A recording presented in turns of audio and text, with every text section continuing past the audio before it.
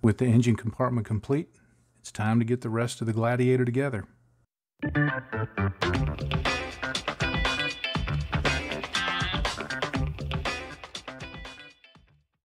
Hey, I'm John. Thanks for joining me for this video today. Well, in the first episode of this series, I got the engine compartment together for the Wave 120th Maschinen Krieger Gladiator. This episode is going to be all about getting things assembled, getting it textured, and then getting it primed and ready for further painting. All right, the first thing I've got to do is get this engine compartment that's painted and ready to go inside these two halves of the, what would you call it, the fuselage, the hull? But get that inside of there and start looking at the seam lines that we're going to have to fill in. Okay, assembly of the hull went pretty good. As I was in the middle of assembling it, I'm thinking there's no way this thing is going together because there's a lot of parts in there that you've got to get aligned up. Like you've got this little moving hinge here to let the hatch open, and you've got the engine compartment and this part down here, which has to line up. You've got to get this area where the driver sits lined up. And as I was getting it together, there was like an 1/8 of an inch gap all around, and it looked kind of crooked. And I've learned that with stuff like this, you just kind of have to keep flexing it and pushing it and massaging it. And at one point there was a pop, and all of a sudden the whole thing just slid together. Now, be careful when you're test fitting this. I test fitted it the first time to see how it would go together. And when I tried to get it back apart, I actually broke one of the alignment pins. The fit is that tight. But once it gets together, I mean, there's still a little bit of a seam line there. But because I'm going to be texturing this, that's going to be easy to get rid of. And then down here, they're fairly well hidden, and there's going to be stuff over it. So it hides them down there pretty well. You've got this piece on the back, so there's no split down the middle. They did a pretty good job with engineering this thing. So yeah, it goes together pretty well, and I'm happy with it. I'm happy with it so far. Now to get this front piece on. Okay, and fitting this front piece on, you'll notice over here, fits really good. Just about perfect. Over here, not so good. It's pretty good, pretty significant gap there. So what I did was I pulled it apart, and you notice right here, there's this inexplicable chunk of plastic on top of this peg. It's not over on this other side. The other side is just a round peg, but this has this chunk right there that I have no idea what it's for, because I can't find that it corresponds with the hole over here, because it's just purely a hole over on this side that goes in. So I'm going to trim this away, and that should correct the fit for that side. That was the trick. Much better fit on that now. Now I have everything glued together, and there was a little bit of a seam along here and along here that I wanted to get rid of. Now, I thought about scribing in some lines and making that look like a weld seam, and maybe even doing that up here. But I got to thinking about, my focus on this long term is the weathering. I want to get in a lot of weathering effects on this. So I'm not really worried about does it look like it has a weld seam or not? Is it one piece? I'm not worried about answering the question of how does this thing go together. So I decided to sand it down, just to sand it smooth. Now, whenever I'm working on something that has a little bit of a gap, if it's just a crack between two parts, I'll put in this Tamiya basic putty like I did here. If there's a little bit of a step, if one side is a little higher than the other, which was the case here, then I'll start off by sanding it down to get that step out of there, even if there's still a little gap, because you can put in filler, but if you don't get rid of that step first, you're still going to have a step, even though there's not going to be a gap. There's going to be a little lump there. So I sanded the step smooth and made sure that the surface worked, and then I just put in some Tamiya basic putty, and now I'm just going to get that sanded down and smoothed out and ready for the next stages. One other point, if you're making this, or I mean really any model, but you'll note that I didn't glue on any of the little exterior doodads, any of the bumps and lumps and handles and all of that. It just makes it so much easier to leave those off, get everything sanded down, and then I can stick them in when it makes more sense later on down the road. All right, well, everything is sanded down. Now, it's looking quite the mess right now. And normally, if I weren't going to be texturing this kit, I would do a lot more sanding to clean up all of these scratches and scuffs and things like that. But because I'm going to be texturing this model, I'm not really worried about taking the time to clean all of that up, because I'm going to put a layer of Mr. Surfacer over the whole thing. So I did go around and clean up. When you're doing wet sanding, there will be places that it will leave kind of a slurry of dust and water, and it'll dry and it can look pretty solid. But generally, when you find out that it's not solid is when you're sometime in the painting or weathering process, you'll run your paintbrush over it or something, and suddenly this whole chunk of dust comes away, and you're left with a spot that's right down to the primer or right down to the plastic. So I made sure to clean all of that up with a Q-tip soaked in alcohol. But what I'm going to do now is I'm going to grab my handy dandy needle chucked in a pin vise, and I'm just going to go in and I'm going to clean out, see that dust? That's what I'm talking about. I'm going to clean out the last of that from any panel lines like this, but I'm also going to deepen these so they'll hold a wash better. They're not bad, but I like them to be a little deeper than that, a little more distinct, so that when the wash is in there, this looks like a panel line, like something that's actually separate, not just something that's recessed into the surface. So I'm going to go through and get that scribed in, and then I'm going to start gluing details on. Okay, here's a little hopefully helpful hint. I'd forgotten to sand the top of this camera port after I glued it together, so I need to get that sanded down, but there's a panel line running across there, and of course when you sand it, that can reduce the depth of the panel line. You can even sand it away if you sand enough, and it can be hard to sometimes remember exactly where it was. So a trick that I do from my aircraft building days, when I used to sand panel lines a lot, is before I actually do any sanding, I go ahead and I take my razor saw and I deepen the panel line so that when I sand, I'm not taking as much away, and then I just watch it while I'm sanding, and if I start getting close to it disappearing, scribe more back in. That way when I'm done sanding, panel line is right where it's supposed to be. Alright, I've got most of the parts glued on. I glued on all the little grab handles and the hatch. I decided not to do the open hatch version. I'm just going to go with the closed hatch.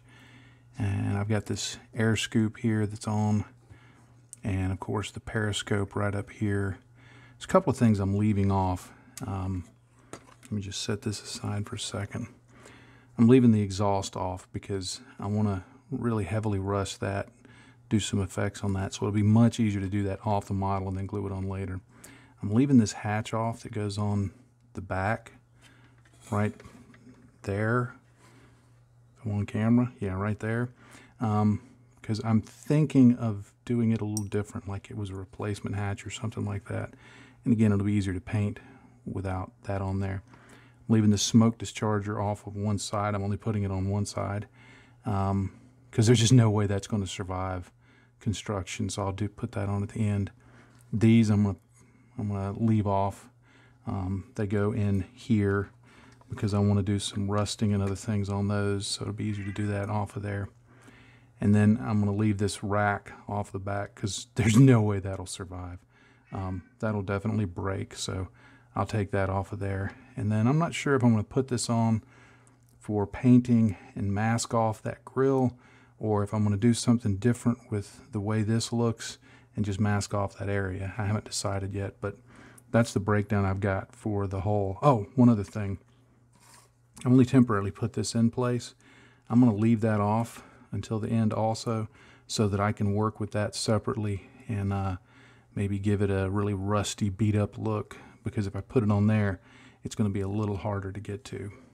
One of the features of the Maschinen Krieger genre is to apply texturing to the surface of the models. It's not a requirement. If you don't want to do that, you don't have to.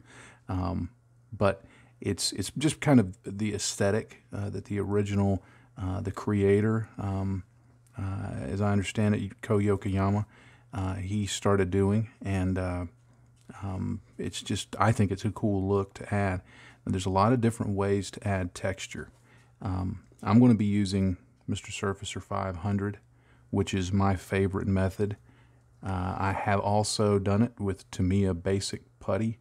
Lincoln Wright has some videos that show applying this. I thin it with nail polish remover and apply it with a brush, kind of like Mr. Surfacer 500. He actually just gets some on his finger and just puts it on like that. So there's a lot of ways of applying it.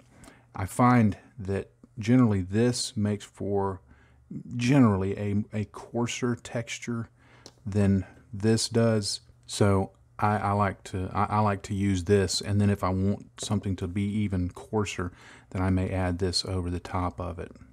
Application is fairly easy. I get some of the Mr. Surfacer on my brush, and I just start putting it on there. And you see I'm just taking that initial blob that I put on and just start spreading it around. Now, if you just touch it a little bit, it's going to leave a little bit of texture. But as you put it on, if you go back over an area where you've just applied it, it will start drying, and it'll start picking up, lifting up. I mean, you'll feel the brush start sticking to it, and it'll start leaving more texture. And so you can kind of dial in the amount of texture that you want based on how the brush is sticking. If you get more on there than you want, just sand it back. It's real easy to do. If you want to add more than you have once it dries, just go over the top with it. Now, just as a note, this brush is a cheap nylon brush. I would not recommend using your Winsor & Newton brush for this. I will be able to clean this. I'll just use, I actually use automotive lacquer thinner to clean this kind of thing. But I just put it on like that, and I continue bouncing it around until I get the look of the texture that I want. Now, in lore, as I understand it, this is an anti-radiation coating, and I guess that means it not only helps protect it from being detected on radar, but because in the Maschinen Krieger universe they use lasers, I assume that it helps protect it from lasers. In my thinking, because I like to kind of make up my own story for the model I'm working on, I go with the anti-radiation properties, but I kind of personally add in my thinking that this would be applied in the factory. So it comes underneath all the paint and primer, but that it's hand applied through some method, maybe sprayed on or painted on, and that it can be touched up in the field, and that it's something that can peel off or be blasted off. So that gives me the freedom within the story for each model to just look at it and go, okay, well, here's some damage where this got scraped off, so I can show areas where it's scraped down to what would be the underlying metal material or composite material, whatever you want to imagine it to be. There can be areas where the texture and the application look a little different because maybe it was field applied to repair something or to add some of this to it. So I just kind of go with the imagination. I tend to go around detail like this and then apply it back up on the top. Again, thinking in terms of it being, applied by hand, that it's not inherent to the surface of the underlying material itself, but rather something applied. And just kind of let my imagination go with it. But I just keep applying like that, and you see it goes down fairly fast, and gives me the look that I want. Now, just a couple of bonus thoughts about applying texture. Sometimes I like to leave some of the panels untextured for a variety of reasons. Like even though it's not on here, I'm not going to texture these two panels here that will go over those, because in my imagination, my reason for doing that is that this coating doesn't allow a lot of heat transfer, and these are areas that are going to have a lot of heat build up, and so they need to be able to radiate some of that heat. So those areas I'm not going to texture. Sometimes on most armored fighting suits and on this vehicle, there's a hatch right there. Generally, I leave that one untextured. This time I just textured it just to be different. Another thing I'm doing, because I'm thinking of this as an anti-radiation coating, but I'm also thinking, okay, you know, everybody's always concerned about budget and everything. On the legs, I'm not texturing the underside of the legs, because that's not going to be something that would necessarily be exposed to radar.